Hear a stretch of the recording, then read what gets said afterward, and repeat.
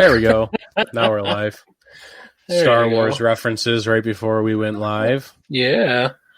Hey, everybody. What's going on? We're going live on Facebook, on the RTF Sports Network page, on the On and Off the Field Facebook page, and now also our YouTube page. We can just be live on everything. So if you don't want to watch us on Facebook, you can watch us on YouTube. But we like watch us everywhere. Yeah, multiple screens. Put one on your phone, one on your laptop, one on your TV if you got one of those smart TVs. We can be everywhere all the time. I mean, for the next hour or so, but you get what I mean. We are everywhere. You cannot escape me. The show will get started in, another 3-4 minutes like usual. Yeah. But thanks for joining. Thanks for coming on the show. We don't have anyone in here yet. But for those who watch this later, thanks for watching. Just thanks for your time, for hanging out with Durf and Dylan. Absolutely. Checking in my beer on Untapped real quick. Yeah, we had a very successful show last week, so maybe our numbers will be down this week. Yeah, I feel like that's what happens sometimes. Yeah, you can't be like successful every week. We're not there quite yet, but we'll get there. Hey, last week was bananas with the Charlotte Colonials team checking in. We'll see if any of them come back this week. That'd be great. I'd love to see them again. Yeah, that'd be fun. Touch over to live comments. There we go. I wonder if I shared this in my Transformation Jumpstart group that I joined for the workout program, if I would get kicked off for posting that in there. Don't put your stupid spam in here, Dylan. But for those that are in the OOTF family group page, I put the link to this live stream in there. Just send us a DM if you want to join the show. Just kind of, click the link that's in that, and that's OOTF family. It's a group page. You just join that. I put the link in there for our live show. You can join. Shoot us I got an echo. Oh, why did I hear an echo? That was weird. Oh, that could have been me. Sorry. Oh, it was probably on your phone. I was wondering. Yeah. I got really spooked there for a second. I was like, not an echo. Whew. I think I shared to enough things. Yeah. Welcome our viewers. How you doing, Tony? Got another minute or so here. Yeah. And then we'll get this really rumbling and stumbling. We have polls on our Instagram and our Facebook and who will win the NFC South. If you haven't voted on that, go do that. All kinds of things that we will also hit on again here in about 30 more seconds. Just got to make it that long. Hang with us, everybody. People are dropping off like flies. Stay with us. Stay here. Oh, I forgot to throw that up here. Oh, here we go. We're going live. And on the one, we're working on it. We're trying to connect. Stay with us, folks. Oh, man. Oh, boy. Oh. Hang in there, folks. We're going to get this show started here in a second. Just got to make sure I can successfully connect. There we go. We are live on the RTF Sports Network radio station on Spreaker and on rtfsportsnetwork.com. But as we have been live on Facebook and YouTube for about 4 minutes now, this On and Off the Field episode, June 11th, 2020, with Durf and Dylan is officially live. Yeah. Oh. Whew. Yeah. I'm exhausted, personally. Yeah. We shoved a lot into these last few hours. We did. Went to the driving range for about an hour, hit a bucket of balls and then some. Mm-hmm. Tired. A little sweaty. bit, yeah. I really didn't take the sweat into account. Got home like half hour before the show. Didn't have enough time to take a shower. Now I'm just, thank you, Michael. Yeah. Your boss. And yeah. as we get off of that topic, if you are watching on Facebook or YouTube, share just as Michael said he did. Share this stream everywhere. If you're watching on YouTube, subscribe. Hit that big old subscribe button. If you're on our On and Out the Field Facebook page or any other pages, follow it and also like the stream. Ooh, thank you, Michael. Thank you. Thank you very much.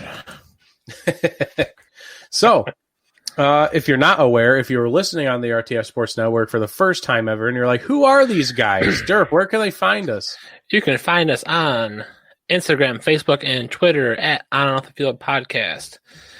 You can also subscribe to our YouTube channel for uncut episodes of our Tuesday shows.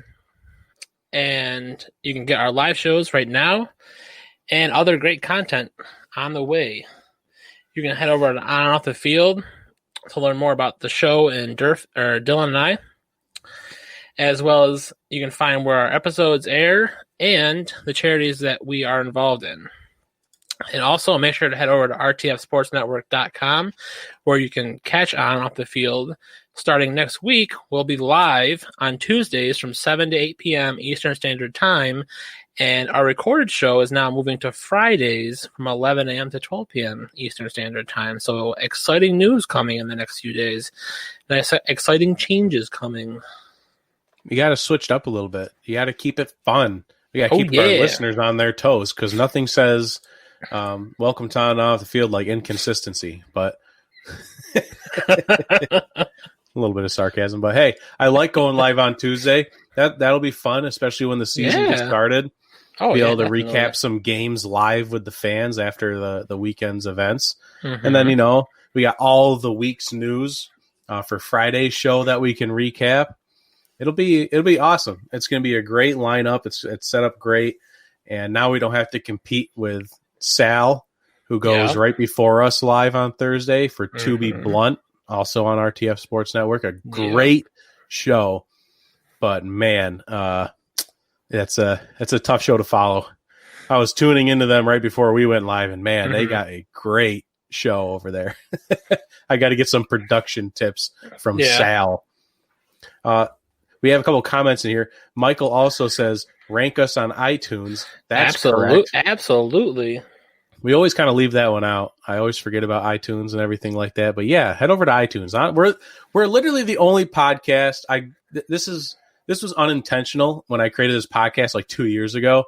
I wanted the name to be On and Off the Field. There's no other podcast called On and Off the Field. If you look us up, On and Off the Field podcast, pretty much anywhere, we will be the only one you find. It's very easy to find us.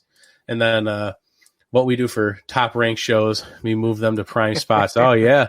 We're getting moved into that Friday slot. If you go on your lunch break on Friday, 11 to 12 Eastern Standard Time, that's where you're going to find us now.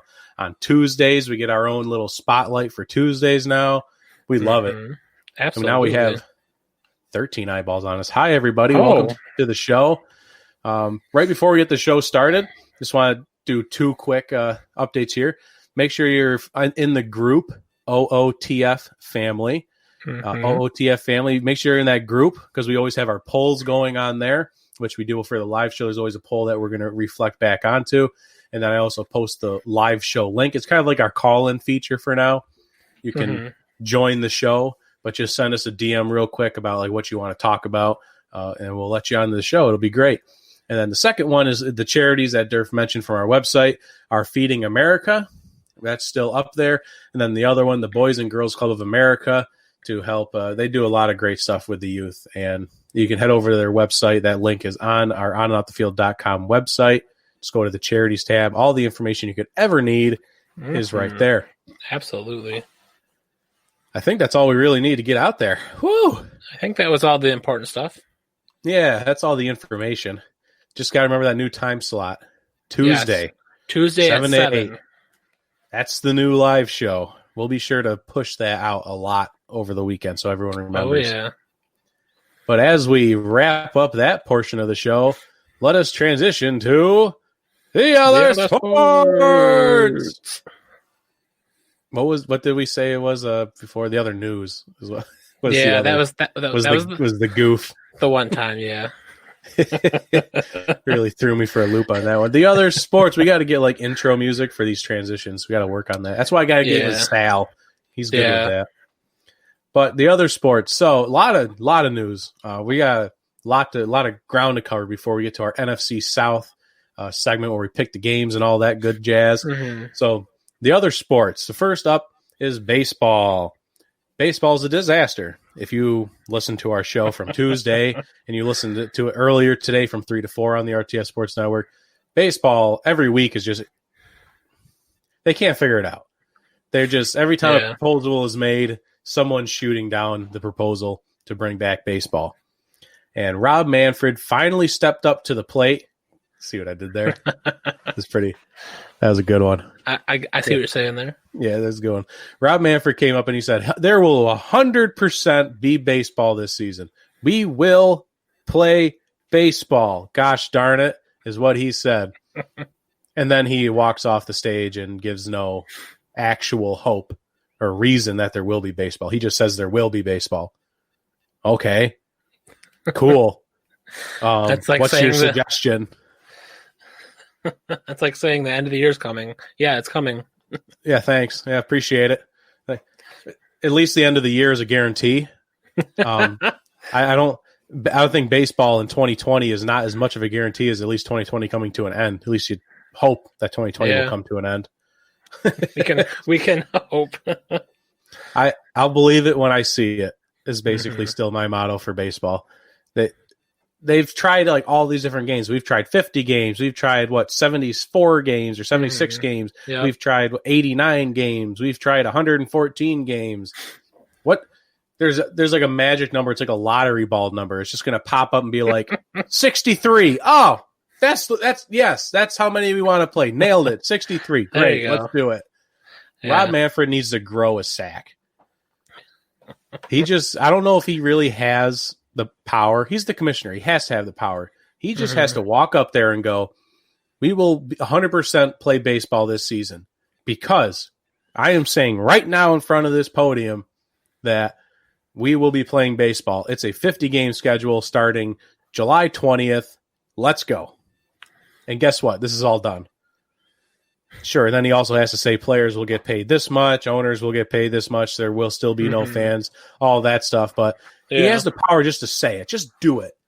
You cannot go much longer with this whole entire debate between owners and players. It's disgusting and people hate it. You're losing fans. And that's very, very obvious when you talk to baseball fans. They're all very sick of this. Yeah. I think, was it the 89 game schedule, the proposed back from the owners' proposal? That's what the MLBPA proposed back, I think. Was the 89 the one that the MLB proposed, or was that the owners? The MLB Players Association, I think, proposed the 89. I think prior to that, I think it was like a 70-something, 75 game with 75% of the prorated salary, I think is what it was before.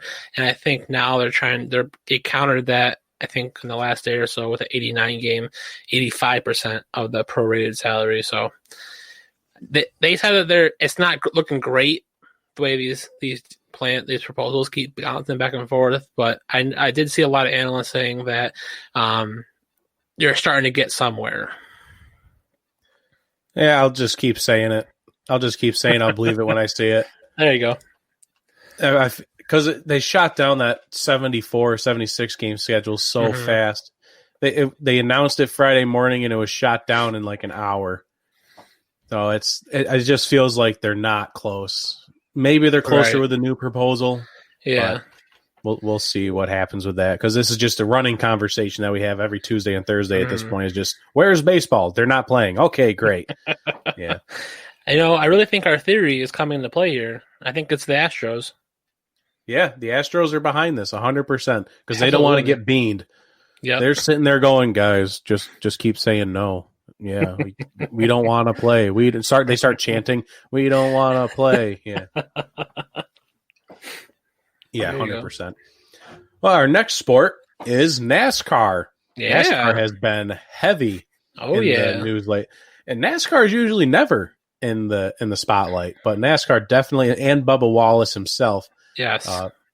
definitely jumped into the spotlight with removing the Confederate flag from all races, like Yep. all race events. That's that's a double meaning there, but from the actual races.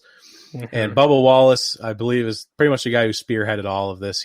No one spoke out about racism in NASCAR, and Bubba Wallace being the only, pretty much, I could be mistaken, but the only black racer in NASCAR. I believe he is, or at least in the Cup Series, I think he's the only one. Yeah, Not sure if the lower level have anymore. That's true. There's a lot of levels in NASCAR that I did not know about because I don't really follow NASCAR that much. Just right. As you say NASCAR, but that's the brand. The Cup Series is kind of the big one where Bubba Wallace sits, and he came out speaking about racism in NASCAR, and NASCAR itself decided that the Confederate flag will no longer be a thing during the races. And for one, I'm right with the ESPN writer that wrote an article that was titled NASCAR removes the Confederate flag, and it was something, and I could not miss it less. Will not miss it or something? Yeah, I won't miss it for a second. Yeah, won't miss it for a second. Yeah, you can't argue. You just can't argue having the Confederate flag in public. I don't. In my opinion, I lived in the sticks of northern upstate New York, and people had Confederate flags on their trucks. It's a fashion statement, and it's people that think they're from the South, but they're really not, just because they just think it looks cool. When in reality, it's a disgusting piece of filth, trash that should not be flown, because in reality, that flag is flown in place of the actual United States of America flag, because that's what it stood for back then. If you fly that, at least even beside our normal flag, I mean, you're basically you're saying there's two different Americas at that point, and that's what it stands for. And it's not where we are. And I'm glad NASCAR made this push. I'm assuming you're kind of in agreement there. Oh, 100%. I love that NASCAR did this, and I actually listened to that ESPN analyst who wrote that article this morning, and just so knowledgeable about this, and like 100% in agreement with him that it had to go. It's a shame that it took this long to go, but absolutely needs to get out of there. So, and then, and on top of that, what does Bubba Wallace drive last night? A Black Lives Matter car. It was awesome. It was a cool car too.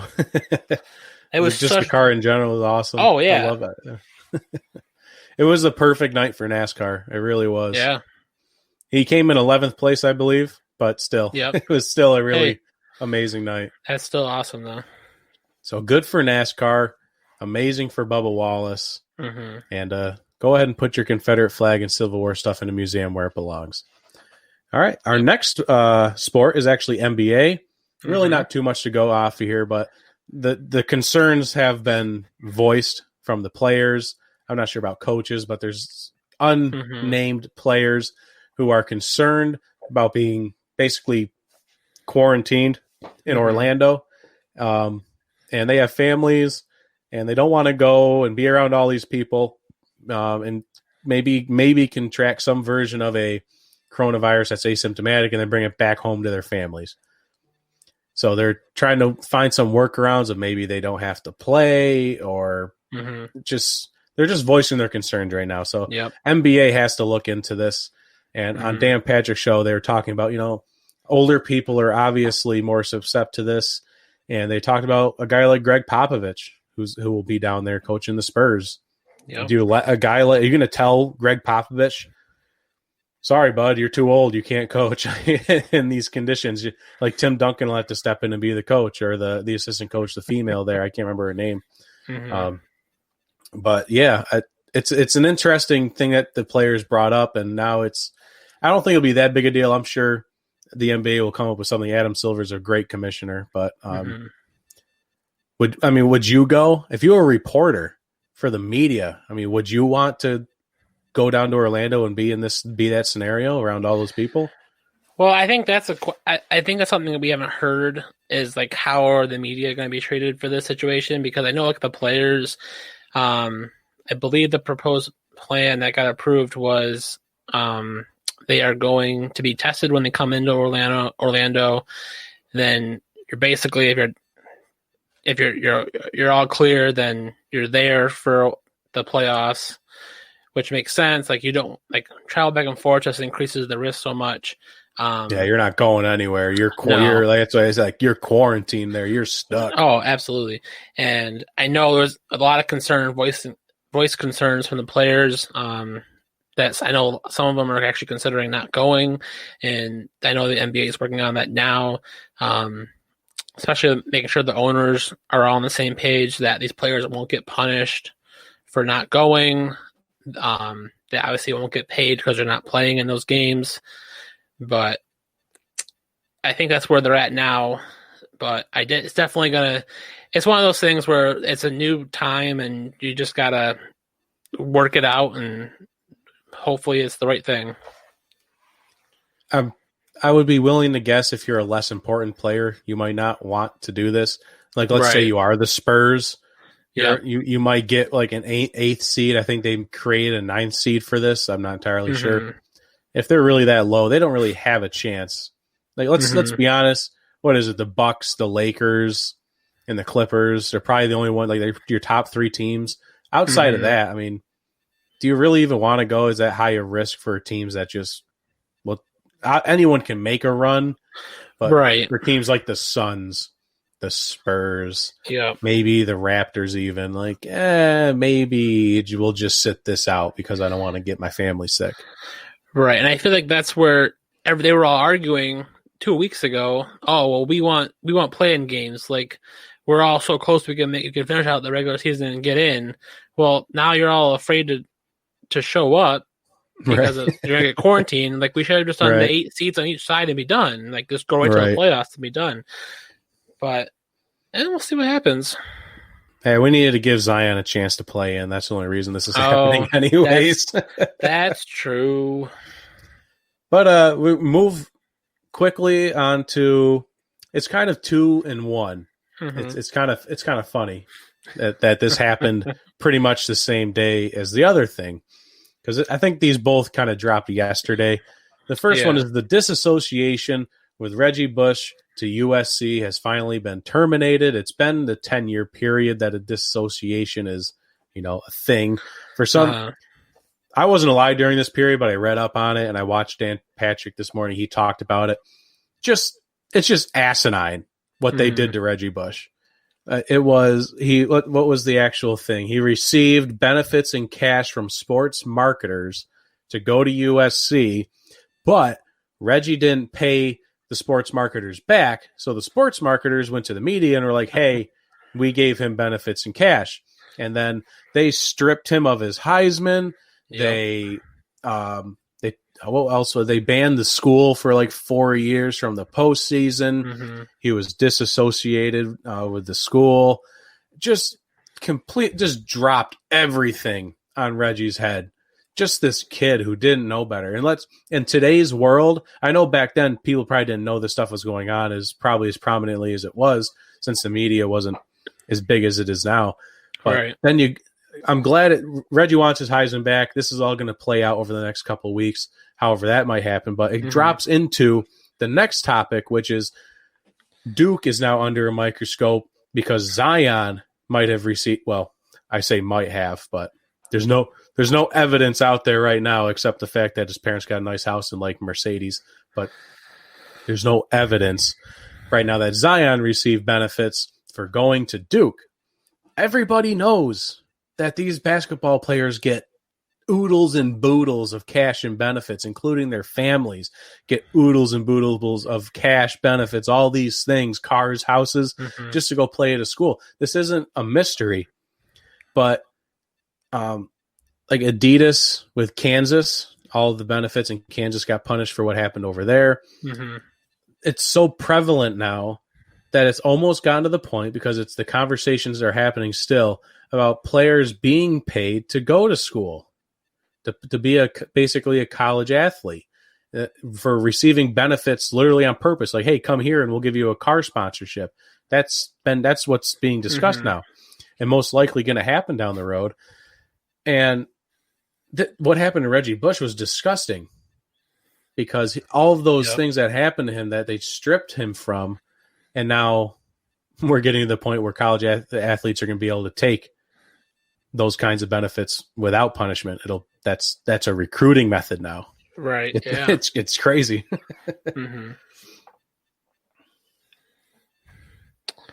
But yeah, I don't know if you had any thoughts on that. No, I just think it's like getting to that point where like they tried to get rid of they stopped kids coming out of high school for basketball. And like you have to do at least 1 year in college. So there's probably something behind the scenes we don't see. A lot of these college athletes that come right out and go right to the NBA after 1 year. But yeah, it's going to be I feel like it's going to be a very more norm here very soon, especially with this whole NCAA football that they're the video game they're trying to do, so that players college football players get paid for likeness. Right. So that'll be it's definitely going to be more of a norm now. Yeah, for sure. Especially with the video game coming out, they're going to be real names in those games, most likely, instead of like the old games where you had to make up these names. The good old days. Oh yeah. Yeah. I just one more quick point on that. I would just always thought it was interesting with football. Like, you have to wait to go to the NFL. You have to wait 3 years. There's an eligibility period. Yep. But then basketball, you show up, your parents get a house, your parents get a car, you might get a car, you might get a nice truck, and then you're there for 5-6 months, and you're moving on to the NBA. Right. And in Zion's case, Duke didn't even win a championship. I mean, at the end of the day, it wasn't worth it. You put in that much of an investment into one guy, and you got nothing for it. It's odd. Basketball's odd in general. I don't understand. Yeah. Well, I know like MLB still draft out of high school kids. And I think NHL has something like that too, but they do they have like their minor leagues or other cross the country leagues that they do. So, but yeah, it's definitely something interesting. Yeah, it's spooky stuff over there, but hopefully all of this will be behind us, and they'll start getting paid for their work. Yeah. As we move out of other sports, I decided to throw this in here, maybe as a new segue. I didn't know if this might be interesting. And only reason I really put it in here was because of the recent Michael Jordan documentary. 23 years ago today, Michael Jordan dropped 38 points in 44 minutes of play in Game 5 versus the Utah Jazz in the 1997 finals, while he had the flu/food poisoning / altitude sickness. Wow. 23 years ago today. Wow. Yeah. And everyone was fine with that being the flu game. And then the documentary comes out and ate some bad pizza. Oh, Utah's too high up for him. 23 years ago, I was 3 years old. I had no idea what was going on. I was on this planet, but I had no idea what was happening. Michael Jordan was playing basketball. Yeah. He was playing baseball when I was born, 1994. So he wasn't even a basketball player when I was born. How weird is that? That is weird. I was born when Michael Jordan was playing baseball. But that is it for other sports and our sports, our history lesson there. Yeah. Only got one small topic for NFL news. The NFL announced that the virtual offseason program that they said originally was only going to last, 2 weeks after the draft? Yeah, that's been extended 5 times now. It'll go until June 26th because they have now predicted, it was reports, now it's official, that there's not going to be any in-person training camp starting in the month of June. It'll still be a little bit further down the way until we start bringing people together, because it's tough right now. They just allowed coaches back in the facilities, which was amazing in itself. Yeah. Yeah, definitely. I mean, I think makes sense to go to June 26th because I think that's the end date that they could do any of the OTAs, mini camps, all that other kind of stuff before pre-training camp. So yeah, you might as well make it virtual. It's going to be one weird off season for the NFL looking back at this. Yeah, I just wonder how much of an impact this is going to make on regular season play. Mm-hmm. I don't know if it's going to be a minor impact. I don't know if this is just going to throw everything out of proportion, especially with the rookies. If you have like a defense that's like the Panthers, bring in Derek Brown, like, and a new coach. Mm-hmm. You're basically rebuild. Every single draft pick was a defensive player for the Panthers. Yeah, that defense, they don't know what they're doing. Even the veterans that might still be there, they have a new coach. They don't know what's happening. And if the offseason is impacted in any way and shortened, for some of these teams, it's going to be a problem. Yeah, definitely. Yeah. Absolutely. That's it for the first half of the show. For those just tuning in on the RTF Sports Network, this is on Off the Field with Durf and Dylan. The wife suggested I should do that because this is still on the radio technically. So I gotta remind them what they're listening to. That was a good suggestion. Oh, that is a good suggestion. Yeah, sorry about that, radio people. Sometimes I neglect you, and I apologize for that.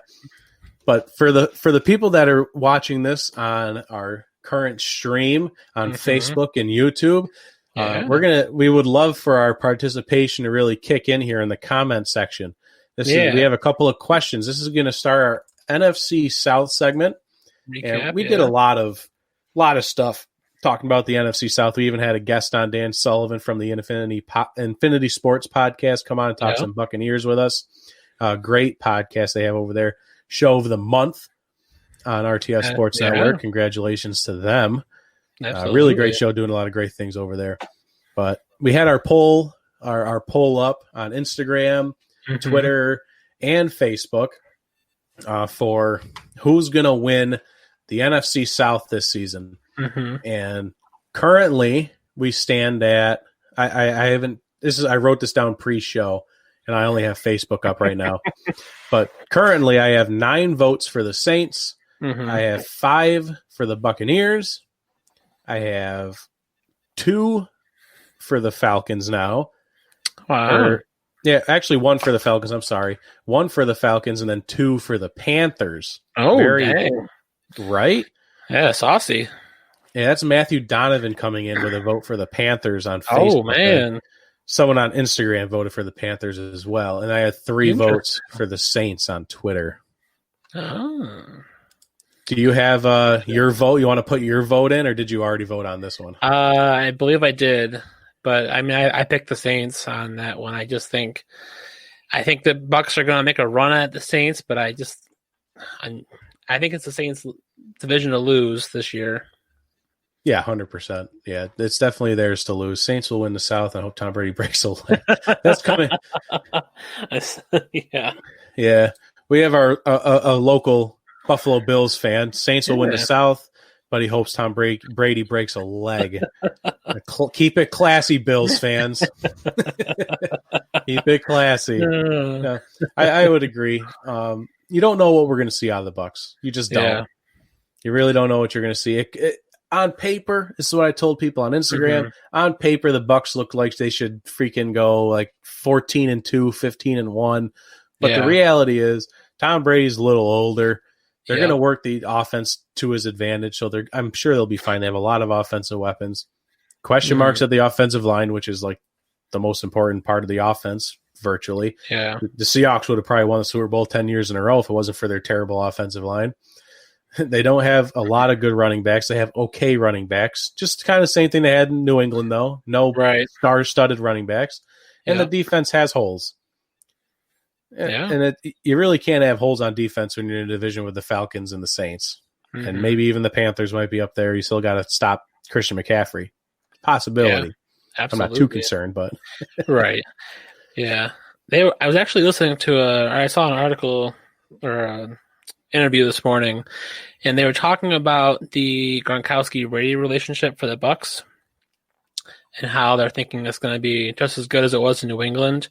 But they were dropping some stats that I was really surprised about, was that Tom Brady's percentages on his completions outside of the red zone and then in the red zone drop in half when Gronkowski's not out there. Wow. Like, that's how much of a drop Brady takes when he doesn't have Gronkowski out there. And I thought I heard it right when they were talking about Gronkowski, about his injuries, but it also I thought I heard it wrong, but I'm pretty sure they said he had 20 concussions. I wouldn't doubt it. Like, how is he still playing football? Why is he coming back? Like, stay home. This is what he wanted. Gronkowski never would have retired. Mm-hmm. I guarantee it. He never would have retired if, let's say, Bill Belichick either retired from New England or Tom Brady left sooner out of New England. Gronk would have just went with him. He was sick of playing in New England. A lot of people are sick of playing in New England. A lot of them just won't admit it. Right. It's not fun. You can say, yeah, it's not fun to play there. Well, you're winning, so shut up. Well, it's still a sport. It's still a game. Right. Yeah. You still want to have some fun. And, winning is a lot of fun, but you don't want to be playing under a dictatorship where you're like getting whipped at practice. Like, you don't want to do that. So Tom Brady leaves. Gronk comes out of retirement. It's not terribly shocking. It's a little shocking because we've seen pictures of him. He was skinny as all can be. He didn't look like the normal Gronk, but he's obviously back and better than ever by the looks of it. So my pick was the Saints, in case I didn't make that clear. I think I agree with you. The Bucs will make a run at them, but I don't think the Falcons will be all that, and the Panthers are rebuilding. Right. You can have hope, but I don't believe it. New coach, new defense, no offense. Yeah. Apparently Absolutely. I'm being told that I upgraded my Seahawks flag. I upgraded that a while ago. Oh, yeah, not the little towel anymore. It's the actual flag. It's not the little towel, yeah. It's been a few weeks, yeah. Yeah, I was trying to figure out where to put my towel, though. I still want my towel up. I just don't know where to put it. That's why I put the Seahawks hat on. Oh, there you go. Yeah. I got to get all the Seahawks stuff I could possibly get. Just start decking it all out. Yeah, you need a Bills flag. We need to work on that. Put the Bills flag right above the Bills wood thing. Oh, yep, definitely. We'll work on that. Oh, yeah. So, for those in the comments section, if you didn't vote on any of our polls, you can let us know who you think will win the NFC South. But also for those that are actively in the comment section, we have some questions, just quick hitters about the NFC South. Who is the best quarterback in the NFC South? I can see this go a lot of different ways. I mean, there's 4 solid quarterbacks. Yeah. I mean, personally, I just, for efficiency reasons, I have to say Tom Brady. I do. And I hate myself for saying it, but we've seen Drew Brees falter in big moments. Everyone knows I'm not a Matt Ryan fan. I don't believe in him at all. And Teddy Bridgewater, he's just still a little unproven. He's shown a lot of talent. Right. He still has. I feel like he has a little ways to go to prove himself before he's better than Tom Brady. Right. Yeah. I mean, yeah, Brady's got the rings. He can get. He's the fastest guy to get the ball out of his hands to get to the right receivers because he knew that Patriots offense so well. I mean, who knows how he knows the Buccaneers? I mean, I think just kind of all time compared to the NFC, who's in the NFC South now. Yeah, I kind of have to agree. It's Brady. I want to say Breeze, but it's probably Brady. We've seen Breeze in the playoffs fail multiple times just on his own shoulders. So it really hurts to see that. Rico checking in from the Charlotte Colonials. Oh, nice. Welcome back, Rico. Hey, Rico. He was very active in the comment section last week discussing our game, so we'll get to that shortly. But we have our next question. Who has the best running back group in the NFC South? The best running back group, the best backfield. That's a tough one because 2 years ago, I probably would have said the Saints. Right. I was thinking the same thing, but without Mark Ingram there, it's all Alvin, and I don't know. if it's going to, I definitely, I think the Falcons and the Bucks are completely out, and it's really just a fight between the Saints with Kamara and the Panthers with Christian McCaffrey, and I have to give the edge to Christian McCaffrey. Yeah, definitely. Yeah, I don't know about their fullback situations. I'm not sure who's behind Kamara. I'm not entirely sure who's behind Christian McCaffrey. That would probably help play into it. But if we're just going to go at least who's starting, I'm going to give the edge to the Panthers. Well, yeah, Rico would agree. He says 2 years ago the Saints, but now the Panthers. Yeah. Absolutely. If Mark Ingram was still in New Orleans, I would have said the Saints. Yeah. And the third question we got here, the best wide receiving crew. That's tough. That's real tough. Ooh. Yeah. That's probably the hardest question out of all of these. The best wide receiving group in the NFC South. I feel like it's between two teams. Yeah. But I don't know if it's which two. I don't know if it's the same two you're thinking of. Yeah, I don't know. I was going to say it's between the Bucks and the Saints. I was going to say it's between the Falcons and the Saints. Okay. I like, I guess if you include tight ends, though, because they lost Hooper in Atlanta. Oh, yeah. I mean, I'm just looking at who's on the receiving for the Falcons, though. It's just Julio Jones is the big name. Oh, no, there's Calvin Ridley. Calvin Ridley, who's with the third-year starter now, I think. Yeah, I think it's going to be his third year. But, I mean, Chris Godwin and Mike Evans for the Bucks, I mean, if Jameis could actually see them down the field last year, they probably even have even better stats and better games overall. I mean, Michael Thomas. They have Gronk now playing alongside their right. Yeah. Boy, what's his name? The other tight end there. O.J. Howard. O.J. Howard. Yeah, it's a great between Atlanta and the Bucks for Rico. That could be hating on Michael Thomas. A lot of people are hating on Michael Thomas these days. Yeah. But who'd the Saints trade for from the 49ers? See, that's what I was going to say. That's what I was thinking. I was going to throw in, I think I would take the Saints just recently because of Michael Thomas and now Emmanuel Sanders. Right. Sanders has got a little bit of age, but he showed he could be a great number 2 still. Mm-hmm. He was basically virtually a number 1 in San Francisco. Now to play behind Michael Thomas in New Orleans, but they don't really have a tight end group. That kind of hurts. Yeah, they don't have a tight end like they used to. I mean, they have Taysom Hill.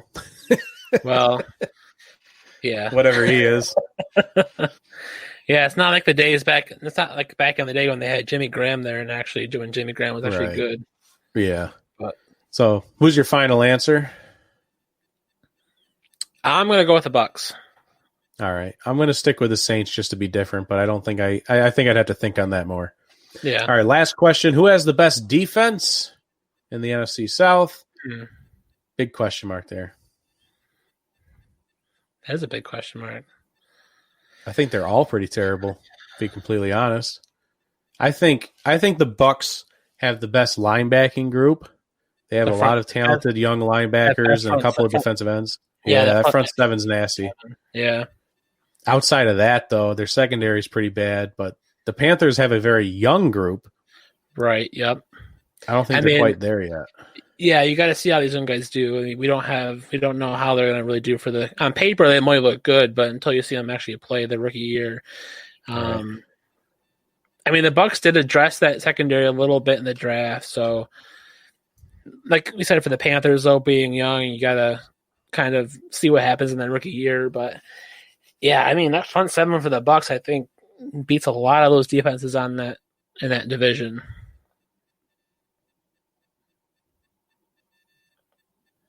Where'd you go?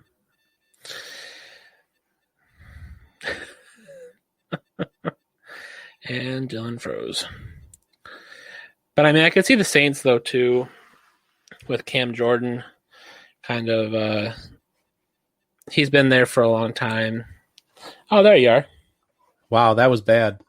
I was like, I'm gonna keep talking. Yeah, sorry about that. I went dark. I tried pulling up the schedule so we could pick games, and that went very poorly. Wow.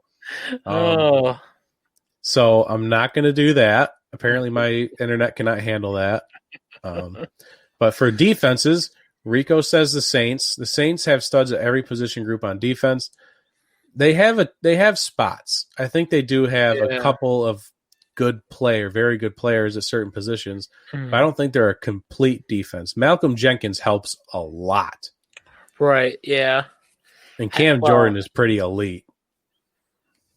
Yeah. I think they have a couple of great players, but I don't think they have a fully rounded defense. Yeah, I think you have a couple. I think, like you said, the key players there, but then, I think depth. I think on the depth chart, it's not backed up enough. Yeah, I think they definitely have a couple of holes there. I think, just hear me out. Okay. I think the Falcons have a very good defense with a lot of younger and a lot of talented players. And it just didn't show up last year because literally their entire defense was on the IR. I was going to say, is that no joke? Is that week one at the 15-minute mark in the first quarter? Is there that they had that good of a defense?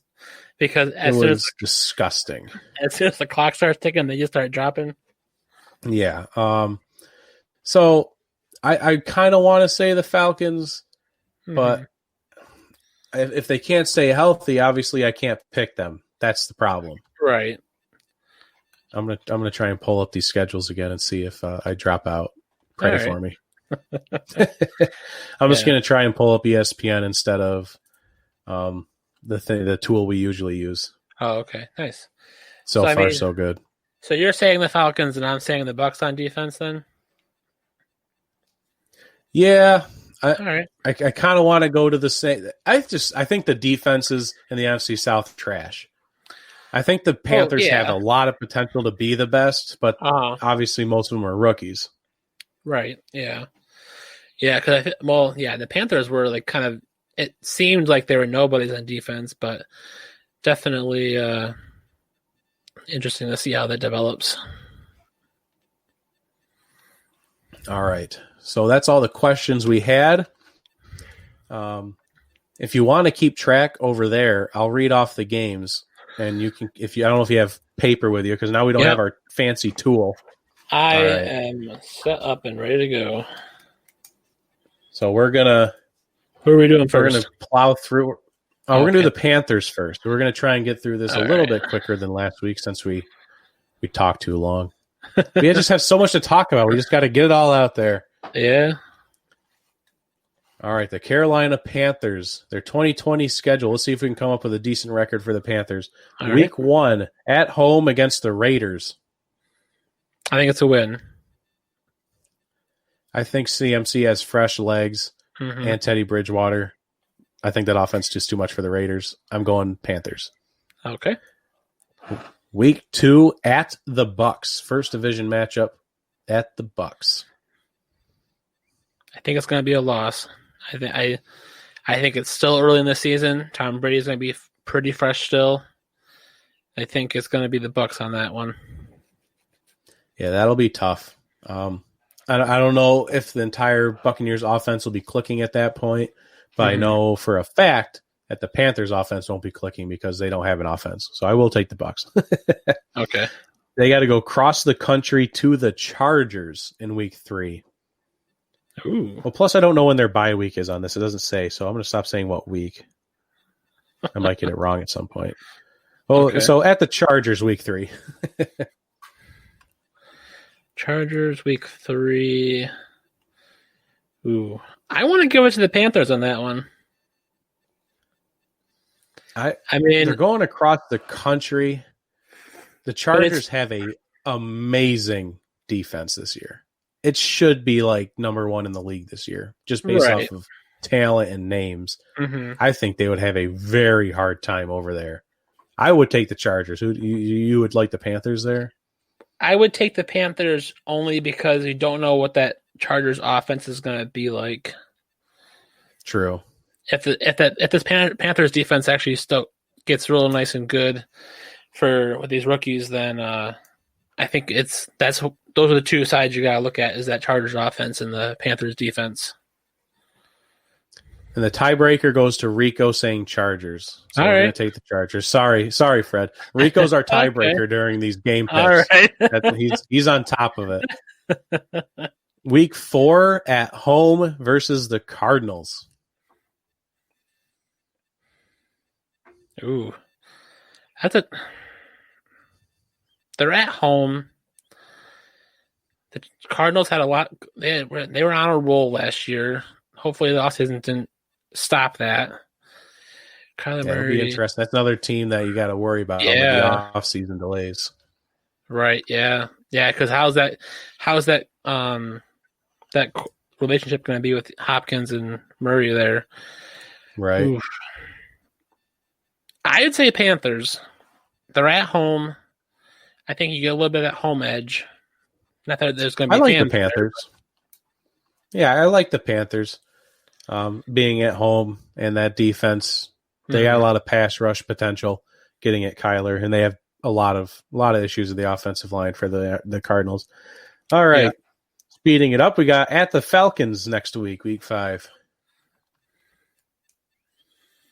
I'm gonna say it's a win. I think the Falcons is going to be beat up. I think the Falcons' defense is basically dead at that point. If we're staying on track like last year, they won't have a defense. I'll give that one to the Panthers. All right. Next week. At home versus the Bears. Well, I give a win to the Panthers in that one. I will also. I don't trust anything the Bears are doing. Mm-hmm. They're at New Orleans next week. I think that's a win for New Orleans. Yeah, I'll take New Orleans there, definitely. At home versus the Falcons now. Flipping around. At home versus the Falcons. Did they sweep the Falcons? I don't know. I'll go for the sweep. I'll go for the sweep on the Falcons. We have no hope. We have no desire for the Falcons to be good this year. The Panthers will sweep the Falcons. All right, the Chiefs at the Chiefs. Boy, oh boy. Well, that's a loss for the Panthers. That's a big old L right there. At home for the Buccaneers. Well, I gave them a loss. The Bucs. Did they split it? Going home. I still think it's a loss. I think Brady's going to pick them apart. Yeah, I say they sweep the Falcons, but they get swept by the Bucs. Mm-hmm. They'll probably end up getting swept by the Saints. But first we have at home versus the Lions. I think it's a win. Okay. Keeping up with Rico. Rico said Atlanta for, I believe, before the Chiefs, he said Atlanta would take that. So that's a split. Oh, okay. He's saying split for that. But then we have the Lions. We're taking Panthers over the Lions. Yep. All right. Vikings at the Vikings. I think it's going to be – I think it's a loss. I think it's a loss for the Panthers. This is almost December, so it's getting a little cold. Yeah, I think the Vikings will take that. I'll give that to the Vikings. They could be clicking at that point. Maybe Dalvin Cook comes back and plays. At home versus the Broncos.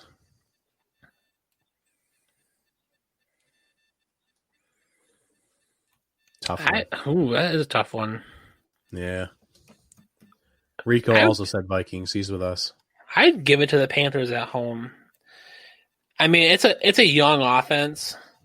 If this obviously it's a young defense for the Panthers, but I could see the offense struggling for the Broncos. If this offseason really, I think, hurt that a lot. Yeah, I don't know if I trust the Broncos yet. It's one of those things I'm going to have to see. Mm-hmm. Maybe once we get started, but we might be putting too much stock into this Panthers offense. I'm not sure, so I'll take Panthers for this one. But Rico says Broncos, which I could see it going both ways. It'll be an interesting matchup. At the Packers. Well, that's a loss for the Panthers. I mean, they played them close last year, but I think it's still a loss for the Panthers. Being in Green Bay, in December. Yeah, that's the tough. Redskins at the Redskins, 12-27. I think that's a win for the Panthers. Yeah, I'll take the Panthers on that. And then finish up the season with the Saints at the Saints. That's a loss. If it was at home, I might have gave them the win, but not in New Orleans for a potential playoff spot. I don't think that's going to pan out for the Panthers. So what did we end up with? We ended up with 8-8. 8-8. Our local Bills fan comes in, Joe. He says, Erica says the Panthers. That's his wife. Erica says the Panthers. And she's a Packers fan. So she doesn't have faith in her own team this season. No faith in Jordan Love out there. Yeah, once Aaron Rodgers breaks his collarbone again. All right. We're really running short on time. Let me pull up the schedules, and we can see if we can get a Buccaneers record just really quick. Win-losses. Right. This is going to be terrible radio, but we're going to try and get these records nailed down. All right. We're at speed round. Tampa Bay Buccaneers at the Saints week 1. Bucks. Oh, boy. Rico, we're going to need you real quick on that. Put a question mark next to that. I say the Saints. But all right, we'll put a question mark there. We'll wait for Rico. All right. Tampa Bay Buccaneers at the Panthers week 2. We gave them the win for the Bucks. All right. Win for the Bucks there week 2. Week 3 at the Broncos. I think it's a win for the Bucks, I think, on that one. I will take the Bucks there as well. He said Rico says Bucks week 1, so I'll give you the Bucks against the Saints there. All right. At the Chargers. Or no, home versus the Chargers. Home versus the Chargers. Ooh. That's going to be a good one, too. I think the Bucks take it. I think it's a close game against the Panthers Chargers, but I think the Bucks take it against the Chargers, no problem. Yeah, being at home, I would say yes. At the Bears. That's a win. That's a win. At home versus the Packers. Ooh. I would. I'm going to L. I was going to say I'd give them the L. Yeah, all right, the L. All right, at the Raiders. That's a win. That's a win. At the Giants. No, that's a win. That's a win. At home versus the Saints.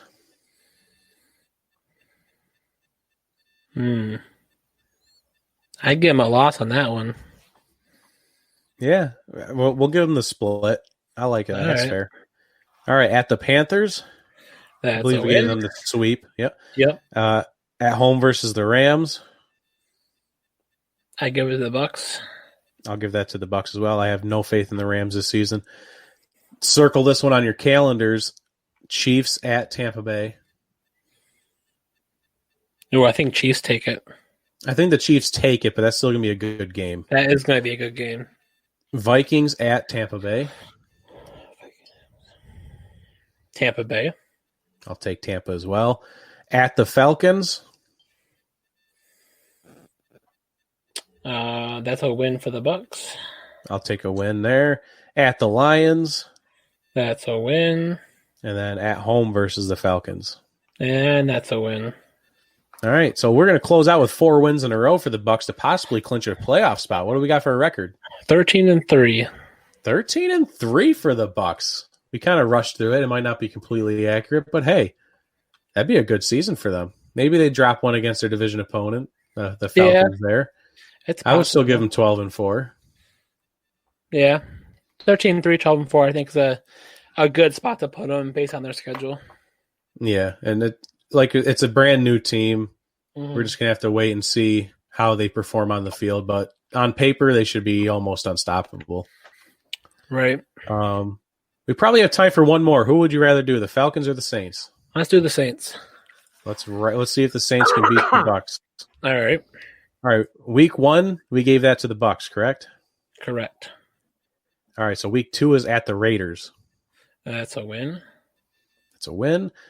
At home for the Packers. I'll give it to the Saints. I'm going to wait for Rico on that. I would take the Packers early in the season. All right, Lions at Detroit. At Detroit. That's a win. It's a win. At home versus the Chargers. I'd say that's a win. I take that at home. It's just such a long distance to travel for a young offense. The Panthers at home.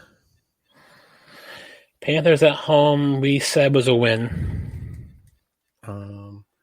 I think Rico says loss for the Packers. A win, loss, win. So maybe the win against the Packers. I'll give them the win against the Packers. Okay. Because just counting. Win, loss, win, win.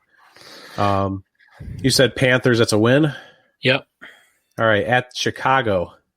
It's a win. Perfect. At the Bucks. Did we give them the split? We gave them the split. So it's a win late in the season. Copy that. Ooh, toughie. Saints at home versus the 49ers. Ooh, that was a fun game last year too. It really was. They took the L on the last play there with Kittle. I think the 49ers take it again. I agree. I would agree. And that offense, just another year together. Yeah, it's going to be scary. At home versus the Falcons. That's a win. At Denver, 11-29. Almost December. I give it a win.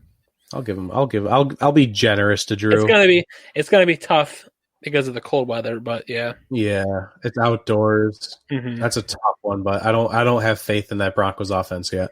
Yep. At the Falcons. Win. At the Eagles.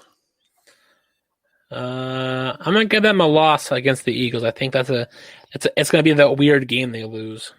Okay. That's fun. All right, at home versus the Chiefs.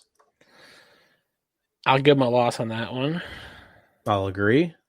At home versus the Vikings. Ooh. Let's go win. All right. And at the Panthers to end it up. That is a win. And Rico says the Eagles take it. He loves you for that. Oh, nice. Big old Eagles fan over there. So what's their final record? 13-3, actually. 13-3. So it's going to be a close fight for the Saints and Bucks like we predicted. Yeah. It's going to be a great season for the NFC South. We have to sign off here, unfortunately. Yeah. Thank you for joining us, everybody. Thanks again to Rico from the Charlotte Colonials for tuning in and helping us with our picks. Always appreciated. Make sure you're following On and Off the Field everywhere, YouTube, Facebook, Instagram, and Twitter. Make sure you share everything, subscribe, follow, and like. And as we wrap up this session, all hail the Jockstrap King.